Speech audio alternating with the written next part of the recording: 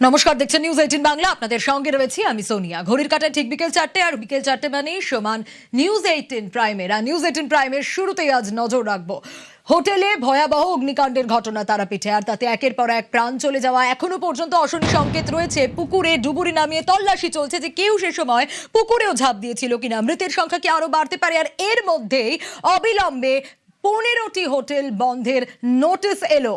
হ্যাঁ, যে খবরে আমরা নজর রেখেছি, যৌতুকগৃহ হোটেল তারাপীঠে, আর তারাপীঠে 15 হোটেলে ইতিমধ্যেই শাটার পড়ল।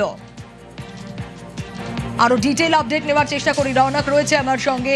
রৌনক, নিয়মকে বুড়ো আঙুল দেখিয়ে রীতিমতো ব্যবসা চলছিল, এই অভিযোগ ছিল।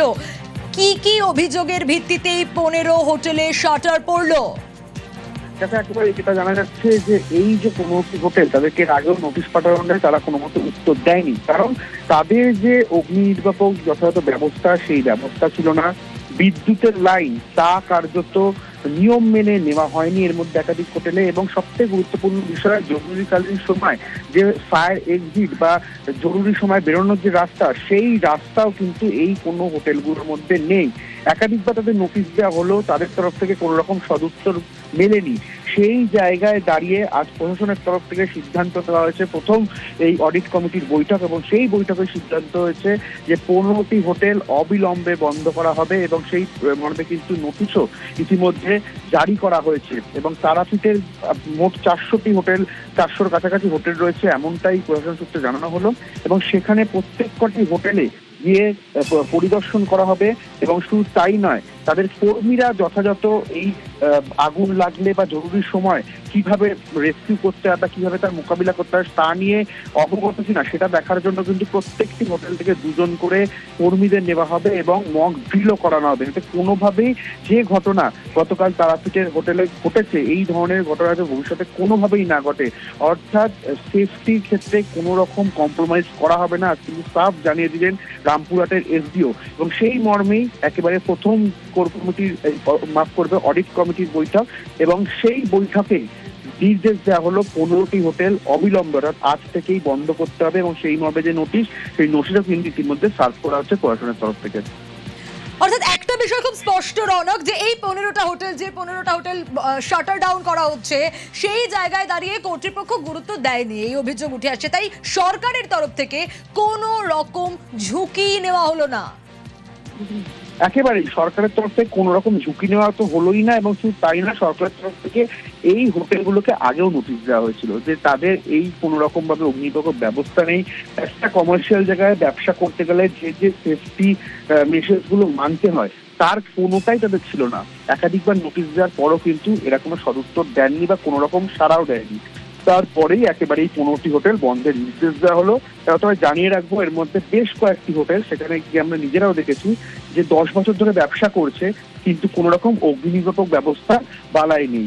এই ঘটনা ঘটার পর ফায়ার লাইসেন্স অ্যাপ্লাই করার জন্য তোড়জোড় করছে। সেই জায়গায় দাঁড়িয়ে ঘটনা ঘটেছে তার জন্য ফায়ার লাইসেন্স অ্যাপ্লাই, বা ঘটনা ঘটেছে তার জন্য আপৎকালীন সিঁড়ি বানানোর ভাবনা, এটা কেন?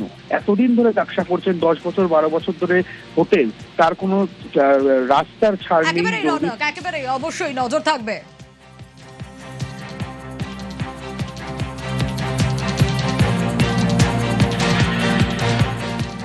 আমরা আজকে আরো 15 হোটেলস আছে যাদেরকে আমরা ক্লোজার নোটিশ পাঠাচ্ছি। তাদেরকে ইমিডিয়েটলি ক্লোজ করা হবে। ফায়ারের তাদের কাছে সার্টিফিকেট নেই, ইলেকট্রিসিটির কমপ্লায়েন্স নেই। এদেরকে অনেকবার নোটিশ করা হয়েছে আগে, যেহেতু এরা কমপ্লায়েন্স করছে না, তার জন্য আমাদেরকে এই ইনসিডেন্টের পরে এইটা স্ট্রিক্ট অ্যাকশন আজকে নিতে হচ্ছে। কালকে মাননীয় সিএম স্যারও বলেছিলেন কি আমাদেরকে এনশোর করতে হবে কৌশিকী অমাবস্যার আগে আমরা যতটা পিলগ্রিমস আসবে, যতটা শ্রদ্ধালু আসবে, তাদের সেফটি আমাদের টপমোস্ট প্রায়োরিটি থাকবে। আমরা 5টা টিমের ফরমেশন করছি। আমাদের ফায়ারের লোক থাকবে, ইলেকট্রিসিটির লোক থাকবে, পিডব্লিউডি সিভিল, পিডব্লিউডি ইলেকট্রিক্যালের লোক থাকবে, এসডিপিও থেকে পুলিশেরও লোক থাকবে। এরা প্রত্যেক হোটেলে গিয়ে এরা জয়েন্ট ইন্সপেকশন করবে।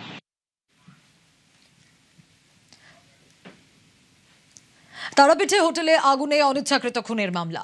হোটেল মালিক প্রবীর কুমার পাল গ্রেফতার ইতিমধ্যেই। মালিকের ছেলে কল্যাণ পাল, তাকেও গ্রেফতার করা হয়েছে। আগুন লাগার পর আধ ঘন্টা দমকল না ডাকার অভিযোগ। দমকল না ডেকে মালিক পালিয়ে যান বলে অভিযোগ। এমার্জেন্সি গেট বন্ধ ছিল বলেও অভিযোগ উঠছে, যা যথেষ্ট বিস্ফোরক অভিযোগ যে এমার্জেন্সি গেট কেন বন্ধ ছিল সেই সময়। অনিচ্ছাকৃত খুন, গাফিলতি সহ একাধিক ধারায় মামলা। হোটেল আগুনের তদন্তে 4 সদস্যের সিট গঠন।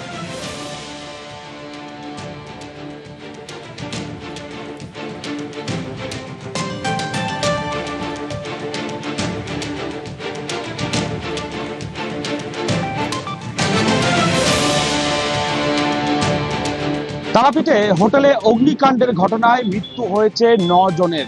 9 জনের মধ্যে 2 জন শিশু আছেন। এই ঘটনার তদন্তে নেমে তারাপীঠ থানার পুলিশ হোটেল মালিক কবির পাল ও তার ছেলে কল্যাণ পালকে গ্রেপ্তার করেছে। ধৃতদের আজ রামপুরহাট আদালতে পেশ করা হয়েছে।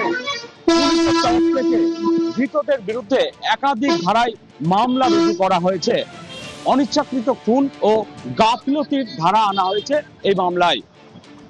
ধৃতদের আজ রামপুরহাট মহকুমা আদালতে পেশ করা হয়েছে এবং পুলিশ এই ঘটনার তদন্ত শুরু করেছে যে হোটেলের কি গাফিলতি ছিল, ফায়ারের বিষয়ে কোনো গাফিলতি ছিল কিনা, সমস্ত বিষয় খতিয়ে দেখছে তারাপীঠ থানার পুলিশ। তারাপীঠ থেকে অক্ষয় ধীবর, নিউজ 18 বাংলা। দুটো হোটেলের মাঝে 1 হাত দূরত্বও নেই। এক হোটেলের ছাদে দাঁড়িয়ে অনায়াসে ছুঁয়ে ফেলা যায় পাশের হোটেলের দেওয়াল।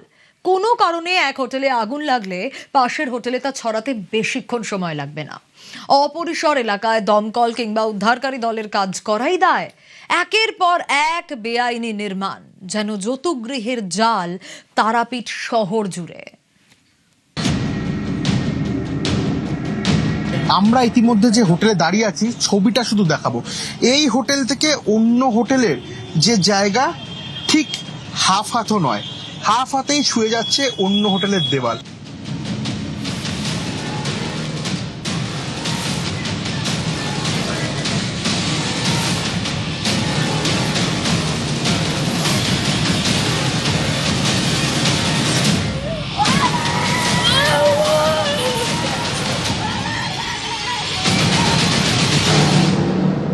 তীর্থে গিয়ে মৃত্যুকূপে বন্দী, পুণ্যার্চনে গিয়ে ঝলসে পুড়ে মৃত্যু। তারাপীঠের হোটেলের ভয়াবহ অগ্নিকাণ্ডে ফের একবার প্রশ্ন তুলে দিল।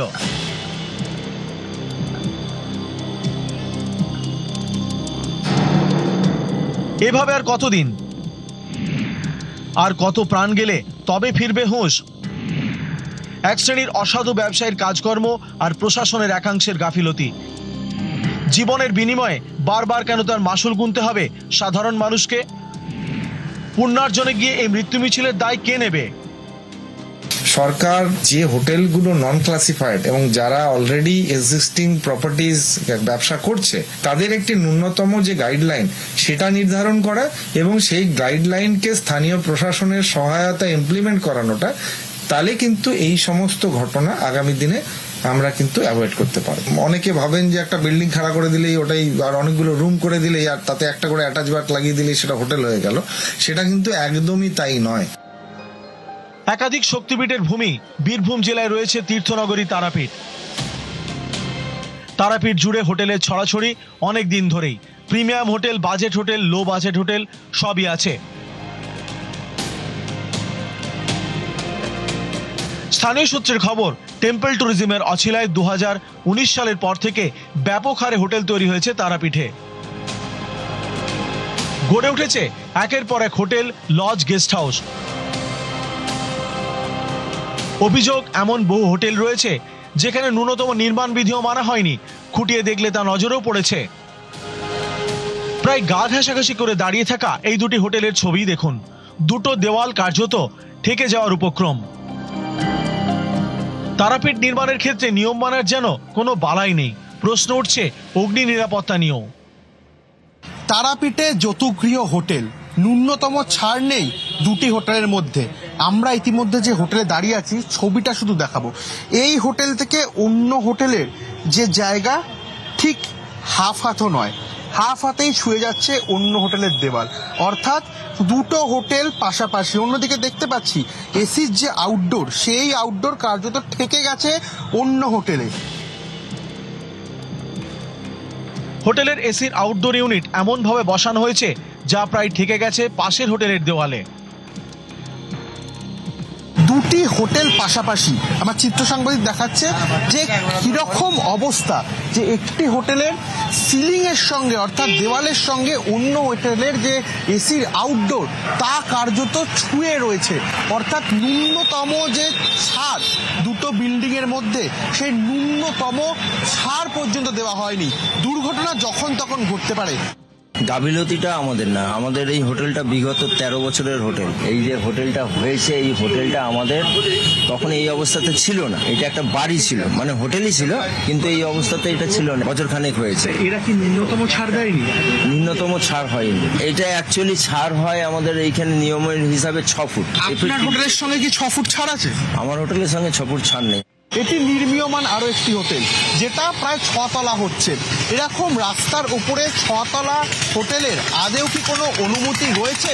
এবং অনুমতির থেকেও বড় কথা, এখানেও সেই একই ছবি, দুটো হোটেল পাশাপাশি, তার যে ন্যূনতম ছাড় সেই ন্যূনতম ছাড়ের কোনো বালাই নেই।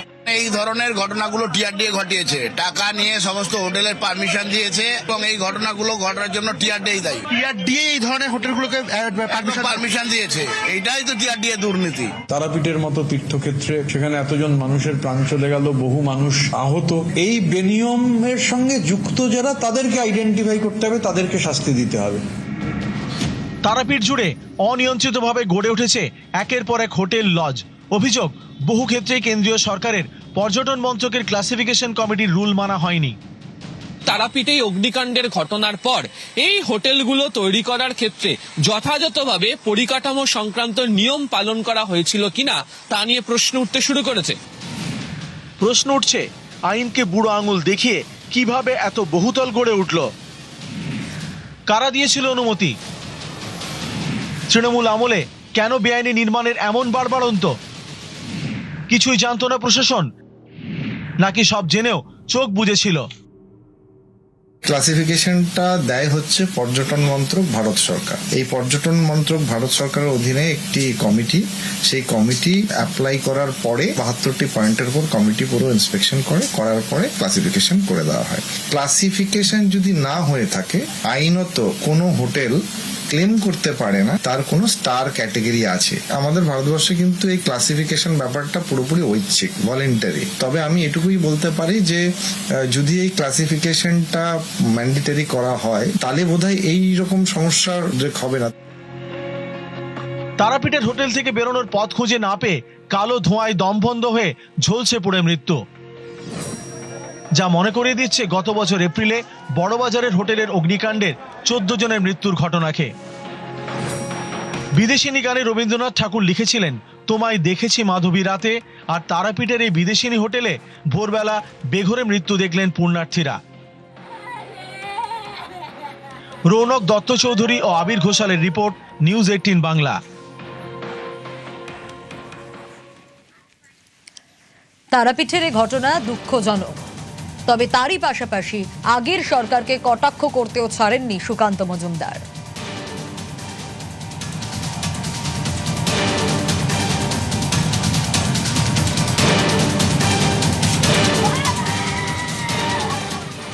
দেখুন, অত্যন্ত দুঃখজনক ঘটনা। বিগত সরকারের আমলে তারাপীঠে কিভাবে মাশরুমের মতো বিভিন্ন হোটেল গজিয়ে উঠেছে এবং সেই হোটেলগুলোর সুরক্ষা ব্যবস্থা থেকে শুরু করে সমস্ত কিছুই সন্দেহের মধ্যে। স্বাভাবিকভাবে সরকার ব্যবস্থা নেবে, আপনারা অপেক্ষা করুন একটু।